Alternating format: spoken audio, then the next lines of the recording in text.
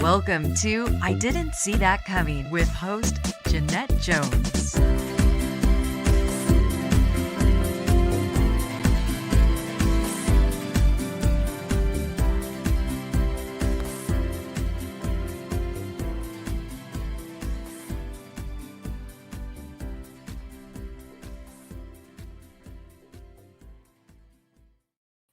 Well, hello everyone. Welcome to I Didn't See That Coming. This was not a planned broadcast, kind of spur of the moment, but I am here with a group of people that have been working with me this week on Capitol Hill trying to advocate for some blindness initiatives. I'm going to let you guys introduce yourselves. Why don't we start with Veronica, then Rachel, then Jennifer, and Joga. Hey guys, this is Veronica. Some of you might have seen me on Jeanette's channel before. We do a show on here on Sundays. So yeah, this is fun. It's good to do this right now. It hasn't come. Hi, I'm Rachel, and this is my first time on this channel, so I'm super excited to be here, and I'm super excited for what we've been doing this week at Washington Seminar. Yeah. Hi, this is Jennifer. This is definitely my first time on the channel, and it's great to be hanging out with people from other chapters. I'm from the Stockton, from the San Joaquin chapter, and I'm glad to share about Washington Seminar. I hope someone else will join us next year. Awesome. Hello, this is Joga Singh. I'm the San Joaquin County Chapter President of NFB, and I'm really thankful, Jeanette, to let us all in today, and I'm fantastic feeling about the Washington Seminar. It's a good topic also to be discussed. Thank you. Yeah, it's been a great experience, you guys. I mean, of course, we're not there in person like we would like to be, but I wish we would have. I know. Miss it. But for my first year, I mean, even doing it on Zoom, it was just a really great experience to see all of this work that we work so hard on and we work in conventions for and as chapter members at every level to try to get these initiatives and, bring them to our legislators.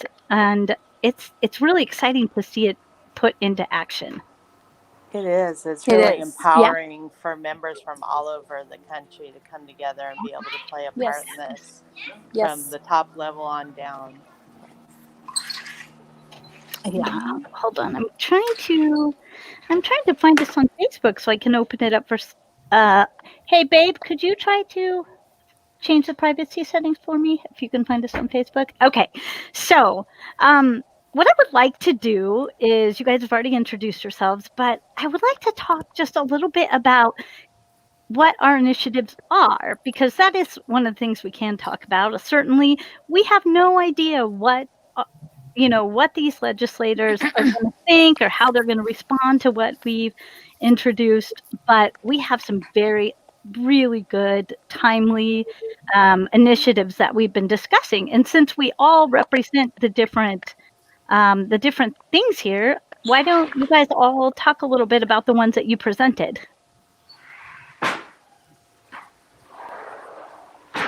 Does that sound good? You guys okay with that? That sounds great. You want to go first, Veronica? So why don't we start with Veronica? Yeah, and then I'll go last. Are we giving our whole thing or? No, you don't have to. Okay. No.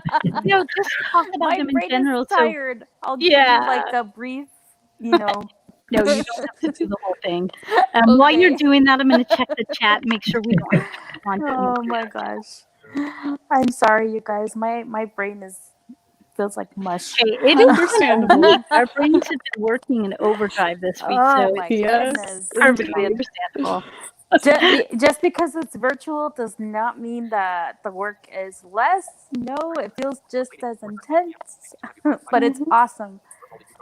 And real fast before you start, Lady J says she's saying thank you for all that we do to try to make things better for the rest of the blind community. Oh, you're welcome. Cool. You're welcome. I love it.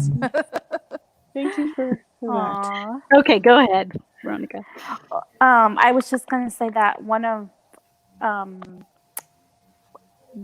our what's the word, initiatives has to do with mobile apps and websites being accessible, basically all across the board. Because I know that every one of us has struggles all the time with being able to access stuff. So whether it's shopping or working or just anything that we do in everyday life. So that's what we're advocating for, that websites and apps are made accessible from the ground up. So, because we don't want to be,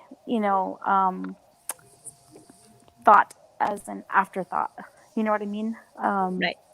We want to be, we want accessibility to be there from the very beginning. So. Well, and I know, Veronica, you shared your story about being a blind mom and having to deal with, this accessibility with your son in school and things not being accessible. And also, Jennifer, your story too. Do you mind sharing a little bit about your experience with website accessibility that you shared with the people we spoke to? Yeah, no problem. And it was a pleasure taking turns with Veronica sharing on this issue, and it's near and dear to my heart. I have so many examples, but the one I was sharing relevant to the pandemic, a lot of people have been on the EDD website. And I noticed I got a response from one congressperson, when I mentioned I had brought accessibility concerns to them and they still had not been addressed. So it kind of made it hit home that it wasn't just a business thing, it was actually state and federal Right. that still aren't in compliance. And some of the edit boxes had been mislabeled. So it said to put your password, but it really wanted your email. And then the robot captcha didn't work either. So once I had created an account, I couldn't go any further with it. So it was, Exactly. I thought telling them on the state and federal level was good because they might think, oh, well, you don't need to go to the fishing store and buy this or that. But, we have right to the same access as everyone else. But I just wanted to show them right here at home in California, we still have these issues even at the top level. So. Absolutely. And that was one of those things when you shared that experience, I was like, that's the one, those are places that when we go, we need to be absolutely sure that we can see the process through, whether it's like Yes. Social Security and Right. EDD and the human services agencies and all of those websites. It's absolutely critical that those, at the Yes. very least, that Yes. those are accessible. And the employers. Yeah. Yeah, absolutely. So I hope that really hit home in a big way because it's a really, really important issue. So, Joga, what about you? What about the issue you presented? Can you tell us about that? Yes, of course. I did accessible affordability technology affordability act, which has already been introduced in the Congress, both houses. So I did talk about that. This act actually is needed for because people, the blind community, the majority peoples are on the low income or no income or not have sufficient income. So that act gonna something for them especially, but overall for everybody who are looking to buy any accessible equipment. It could be like hardware or software, like your jaws, your window eyes, or everything, a braille display, braille note. So I was talked about that, and I got a good response letter for overall.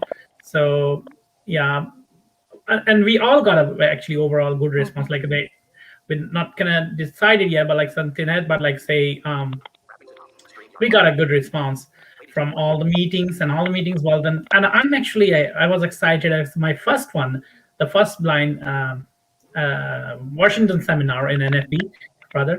So I was thinking of how it's going to be and how we're going to do. And this is like different this year because due to pandemic, we all goes virtual for a lot of things. And this is also virtual. So, but I think it's a good rehearsal for next year when we go not virtual, going to see our representatives, our senators. I think you're so right. And the other great thing is like people got to participate this year, even if it was just in a supporting role, jumping in Yes. and being Yes. someone that's there to support that wouldn't otherwise be able to do this because it costs a lot of money to go to DC, and the NFB can Yes, only Yeah, it's afford not cheap. to kind of assist a It certain is number of not. us to go. It's not cheap, but this gave us a real unique opportunity to get a peek at what this is all about and what we do to try to make a difference. And this, I mean, I'm not saying that we don't make a difference every day, everywhere, every blind person that speaks out for themselves. But when we get to actually go and talk to our legislators, it just feels like a powerful Yes. experience. Very. Just a whole different thing. So, Rachel, you have a very, very important issue that you were talking about. And I'm sure that anyone who watches this either live or later they're going to be people that identify with all of these things. And hopefully they'll see that, we're doing things. We're not just meeting in our local chapters and doing, work that way. We're really working to try to make a difference. And it's a really powerful thing when you get to be involved in that. So go ahead and talk about yours, Rachel. So thank you. Yes, and all of these issues are so important and close to my heart. But this one is the one that I've been presenting this week, and it has to do with voting. So, when I go to vote, I love voting. Let's just say I do I've too. always loved voting. As soon as I know it's great. As soon as I Yes. turned 18, I was so excited to be able to vote and to go to my polling place. And when I found out that there were actually accessible machines that I could vote independently, I was kind of like ecstatic and just wanted to go do it every day because it was just awesome. So, but unfortunately, I mean, I have had so many experiences, well, where I've gone to the polling place and that machine isn't set up, or the person who's working at the polling place doesn't know how to set it up. And luckily for me, I've been persistent enough and polite enough and professional enough to talk to wait and to just say, I really want to vote independently and privately. So will you please, call someone and have them fix it? And I've waited and I've been able to vote every time without help. But unfortunately for so many other blind people, that doesn't happen. They don't get the machines don't get set up, or the people don't know how to set them up, or the machine isn't even there. Well, I think usually I don't know if it's Up in a ever closet. actually not there, but it's Yeah. but it's not set up. It's not ready to be used. And then the other problem is the online voting, which I did this year. That wasn't fully accessible, and it actually required another third party to still mark your ballot for you, because you'd send it into the elections office and it would be marked by someone, by an official, and based on your choices. And I just felt really uncomfortable, and I didn't, I felt like that was compromising my Privacy. voter privacy and integrity and security. So what, this act, again, it's basically going to solve all those problems and make a standard of, electronic ballot submission for those who don't want to go to the polls, and then to make it so that every polling place has machines that work and that are set up, and that poll workers know how to do that, to set those up so that blind people can use them to vote. So this is very, very important to me, and I think very important to a lot of blind Americans. Right. Well, and we all know, and we've seen this over the last 6 to 9 months especially, that voter integrity and voting is such a huge topic right now in our democracy. And we need to have a democratic way of operating, and voting is that way. It's really, really important to preserve the integrity of the voting process. And Absolutely. I don't know, but I just really feel like this one, I mean, if I had a hunch, this one ties in so much with what is already part of the bigger picture of voting that I just really, really hope. I mean, I hope for all of them. I hope for all of them. But, you know, the voting, I feel like everybody needs to be heard and has to have a chance to vote. And I personally know of people. I have a friend who said, my mom asked me if she could fill out my ballot and if I would be okay with her voting for the person she wanted to vote for. And she said, I told my mom not to do it, and then she couldn't trust her mom to do it right, so she didn't vote because she would rather not vote than to have someone mark a ballot for her with their intentions and not with hers. And I mean, I think that's probably more common than we might, think. There's a lot of integrity lost sometimes when it comes to voting, and people really want things a certain way and they're really set in that. It's hard to say, well, I believe differently from you, but could you please mark my ballot for me? Right. Yeah. It's a good point, Yeah. Jeanette, because sometimes even in the family, the people have two different parties' Yes. values.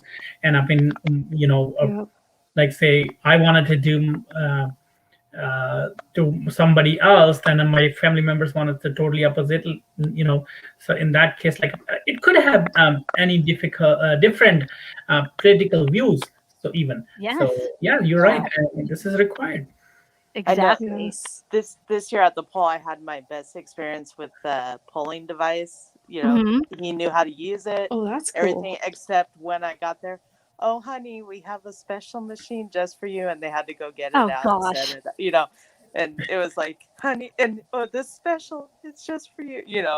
And exactly. Sweet, but everything else they knew how to use it. He gave me good instruction. I said I've used it before. I don't need. So I answered yes to that question about was it or no. It was not set up when I arrived. The rest of the experience went perfectly well, but it was a big production of getting out my special machine. Yeah, that's disappointing. Oh, we have a special big machine. Production, I think. Yeah. Oh, and by the way, it's even a special piece of paper. And it looks different than everyone else's too. So everybody knows how the blind lady voted when she left. I know. That's one of the problems with that's another thing that if everybody uses that machine rather than just the blind people, then the ballots will look the same for everybody. So it'll look absolutely. And if they just got if they were able to just even get the digital voting down where you didn't have to print your ballot, bring it in, and then have some registration person mark it for you. I mean, if you could just electronically submit your ballot, I mean, that would even be a step in the right direction for a lot of people, but it wouldn't solve the problem by itself. That's good. Yeah, I think 4 states, I believe, did it. And I think they've also been doing it for like the military voting. And so it is, I mean, it's doable. It's definitely doable. It's been proven that it's done. And so, we just have to, get it happening all over the country. That'd be awesome. And as a reminder to those of you out there that watch this, if you do not have an accessible voting option, please speak up about it. Call Rachel. Who do you call? Yes. Your polling. That's a good question. Man, I thought you know. Probably your county. Yeah, probably your. Well, it would be your Stanislaus. For here, the Stanislaus County registrar. Yeah, so probably your registrar of voters. I would probably do that. So, because when I voted online, I actually had some some problems with, because there was also, not only was there the issue that I had with printing, having to print it and then having someone else fill it out for me, which I was really uncomfortable with, and so I didn't end up using that system. But the other problem I had was just the overall inaccessibility. Like the website, just like what Veronica was talking about, they were it wasn't I couldn't even get to my ballot without sighted help. There was a it would like I would try to go to the link, and it would apparently the screen would actually go to the next page, but it wouldn't it would be like the screen reader would be stuck on the previous page. And it did that when I went to fill out the ballot, plus when I went to print it. And also just finding it was also really a pain. Like it was really I had to dig around just to find it. So I called my registrar's office about it and let them know. And so that's what I think, probably the best first step to take would be to call your registrar. Well, and the one thing I realized when I was watching the last meeting that we had today was that every state does things differently, every county does things differently, and it seems like the idea is that we're trying to get everybody on track. So California was not the only group of people that were doing this work at the Capitol this week. It was every state. It was nationwide. The NFB was talking to their representatives of their counties and their states. So it was a big collaboration, a national collaboration, and that's just what's so fantastic about it. It's, when we're in meetings, I know there are a ton of other meetings going on across the country with people, saying the same things we were, to try to make that change, a national change that is recognized everywhere. And I think that's really an important thing and a positive thing if we can even make some small strides in the right direction. Are you going to share about your issue, Jeanette? Yeah, I'll share. Share about your issue? Yes. Yeah. Okay. So my issue was in regards to in-home medical devices, because we all know that we can have blood pressure monitors and pulse oximeters, and if you're diabetic, glucose monitoring devices. They also make insulin pumps. My sister is a type 1 diabetic, and she utilizes an insulin pump that has like a little itty bitty catheter that goes in underneath her skin like an IV, and it just stays in there, and it tracks her blood sugar, and she can tell the machine by pushing some buttons how many units of insulin she wants it to give her, so she doesn't have to give herself injections or anything. And that would be amazing, especially for a blind person. But if these things aren't accessible, if we can't hear what the screen display is saying, or we go to touch something and, everything's static and interactive on these things. And nowadays, people are doing at-home chemotherapy treatments, and people are able to start doing their own, oh my gosh, what's it called? Dialysis. Thank you. Their own dialysis in home. And there are just so many in-home options that keep people, oxygen, things like that they can take care of at home. But blind people, we can't do that independently. And the whole idea is for us to live our lives as independently as possible. And our medical needs are part of what we need for that independence. Last year, the bill that they were trying to get introduced included exercise equipment as well as like household electronics, trying to get companies to all get on board with it. However, it's kind of one of those things where you have to, sometimes you're looking at too much and you have to look at what's most critical. And so this year it was changed a little bit and modified to look at the in-home medical devices. So, it's a really important thing, and I still fear what'll happen besides never being able to eat all the snack food I want again. Right. Like if I have to take care of my own insulin needs someday, which is a big possibility, how am I going to do that? I don't know. I mean, I hope they get on board with it soon, because the other thing is, even if there are a few companies that are making these things, we can't make sure that our insurance is going to cover it if not every single company is doing it. So there might be a few things out there that kind of work or that you could get by with, but if your insurance not going to cover it, then it's not going to help you. And I mean, it's not like we can afford to buy these things out of pocket either, nor should we have to, just because our insurance won't cover the right thing, because everybody else's insurance covers what they need. That's actually frustrated to me too, Janet. You're very right, because after all, it is the same medical device. It's only the device like a little bit more access to us, like to make it accessible, which is Right. companies' cost. Nothing insurance gonna cost of that. I could not understand why insurances are not covering this, and this is ridiculous. Sorry to say, but this is very, very unfortunately. Yeah. Agreed. Yeah, absolutely. And nowadays with COVID, I mean, people, that we know have had to go home and use pulse oximeters, which they couldn't, Oh, and yes. nor could they find one that was in stock, that was accessible, even if they were trying to buy it on their own, which they shouldn't have had to do, because other people would just get one issued by their insurance, no big deal. But if you're blind and you can't use it, I mean, people are going out spending their own money trying to find things that are going to work, and that's not how it should be. Yep. Right. So I mean, there are, I think, a lot of. Sorry. No, go ahead. Go. Oh, I was just gonna say. I mean, I don't know if I know anybody personally that this has happened to, but I have heard of blind people who have had to go into assisted living because they had health problems, and they, something that if they could have gotten the machine, an accessible machine, they wouldn't have had to go into assisted living. Exactly. That's a shame.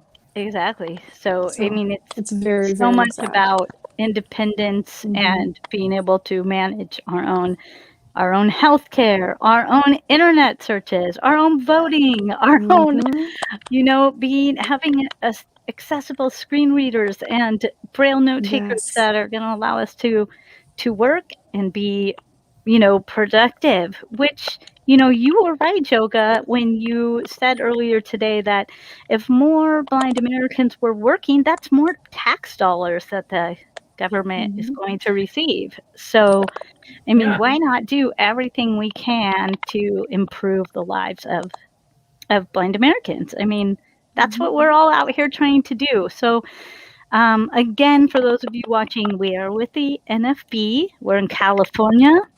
We come from three different chapters, actually, are represented here. And if you are blind and you're looking for support, if you're looking and need assistance with something, check and see if there is an NFB chapter near you, or if there's not an NFB chapter near you, maybe there's an at-large chapter. Go to the nfb.org website and you can find all of the different programs and services and all the different ways that we can help, and a list of all of the state chapters, which then you can go to whatever your state's website is, and you can look further in your state to try to find some assistance near you. Because there are people out there that are willing to help and that want to be here and are ready to welcome, new members. For sure. Yeah. Absolutely. Yeah. So, is there anything else that you guys want to say? I want to say one thing, because we have a topic, all the top 4 issues that we brought to our legislature this time. Our priority is accessibility. So all issues are actually interconnected somehow. So, whether it's a voting issue, whether it's a medical devices issue, or accessibility, affordability issue, or another one, the websites issue. So actually, for example, websites are, not very accessible. Some of them really needed when you need it, but it's not accessible. I have a quick story I can tell you. my background from India, so like I want to go back to India to see my grandma who's no more in this world now. But like few years back, when I was trying to fill a visa, and their website was terrible, and that's embassy websites, and that's more need to be excessive because they never know who wants to apply, and if I got it somehow with the help of my family members, but even my family members saying it's a terrible website. So sighted people could not fill it easy. You can understand how difficult for the blind people or visually impaired people to fill it. So yeah, I mean, accessibility is the key these days, and especially in the pandemic, we learned a lot, like how we can connect. We can see even a quick example of your show too, Janet. Like now we are connecting through technology, through and we could not have that otherwise if we don't have accessibility for our softwares or equipments. So accessibility is a key for blind people in this era. That's what I want to say. But yeah. Yeah. There are so many stories. I guarantee that every single one of us have struggled in so many ways. And it's one of those things where I always wonder when I meet someone, even with you guys always seem like you have it all together. A lot of people in the NFB, Right. you just seem like you have it all together, but you don't know. Like people just don't know what any individual's struggles are.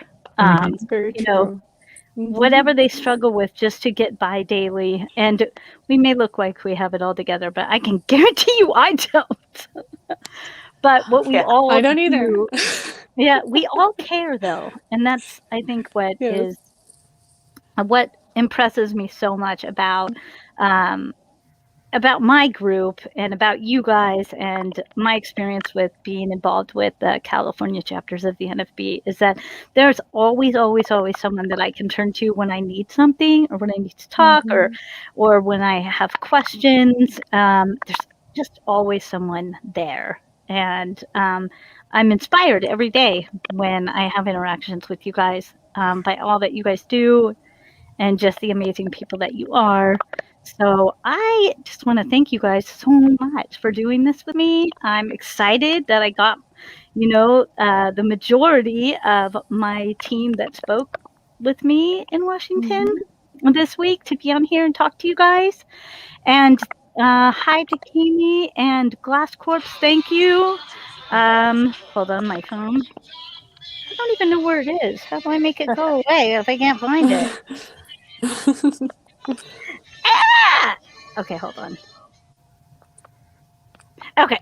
And Glass Corpse is my friend who helps me out with making sure nothing bad happens in my comments. So thanks for being here on the fly with me.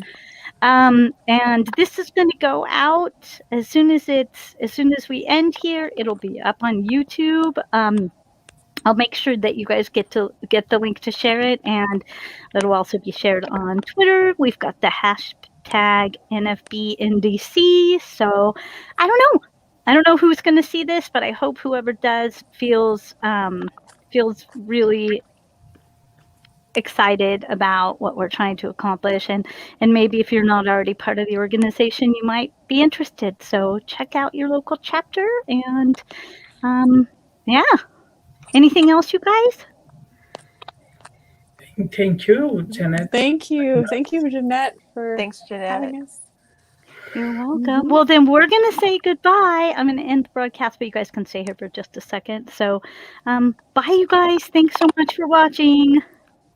Okay, let's see if I can edit. Bye. Bye-bye. Thank you. Bye.